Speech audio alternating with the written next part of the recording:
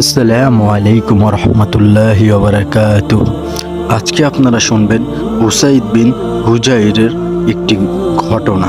তো ভিডিওটি শুরু করা যাক।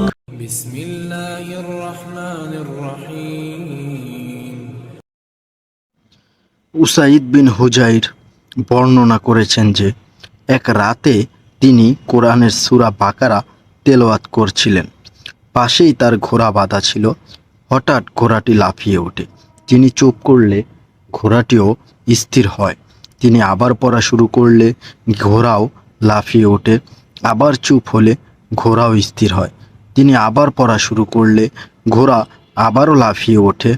আবার চুপ হলে ঘোড়া আবারও স্থির হয়ে যায়। এবার তিনি থেমে গেলেন। তার ছেলে ইয়াহিয়া ঘোড়ার পাশেই ছিল।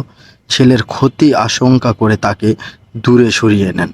অতঃপর আকাশের দিকে মাথা তুলে কিছু একটা দেখেন। সকালে মহানবী সাল্লাল্লাহু আলাইহি ওয়াসাল্লামের কাছে তিনি পুরো ঘটনাটি বর্ণনা করেন। ঘটনাটি শুনে নবী করিম সাল্লাল্লাহু আলাইহি ওয়াসাল্লাম বলেন, হে ইবনে হুজাইর, তুমি পড়তে থাকতে।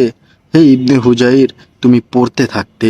তিনি বলেন, হে আল্লাহর রসুল, আমার ভয় হচ্ছিল ঘোড়া আমার ছেলে ইয়াহিয়াকে পদদলিত করবে, কেননা সে ঘোড়ার কাছেই ছিল। তাই ছেলের কাছে যাই। এরপর আমি মাথা উপরে তুলে আকাশে একটা কিছুর ছায়া দেখতে পাই। তাতে অনেক বাতি ছিল। এরপর আমি বের হলে আর কোনো কিছুই দেখিনি। রসুল সাল্লাল্লাহু আলাইহি সাল্লাম বলেন, তুমি জানো এসব কি ছিল? তিনি বলেন, না। রসুল সাল্লাল্লাহু আলাইহি সাল্লাম বলেন, তারা ফেরেশতা ছিল, তোমার আওয়াজ শুনে কাছে এসেছিল। তুমি পড়তে থাকলে মানুষও তাদের দেখতে পেত, তারা মানুষের আড়ালে থাকতো না। তো এই ঘটনাটি ছিল সহিহ বুখারীর হাদিস 5018 নং আয়াতে।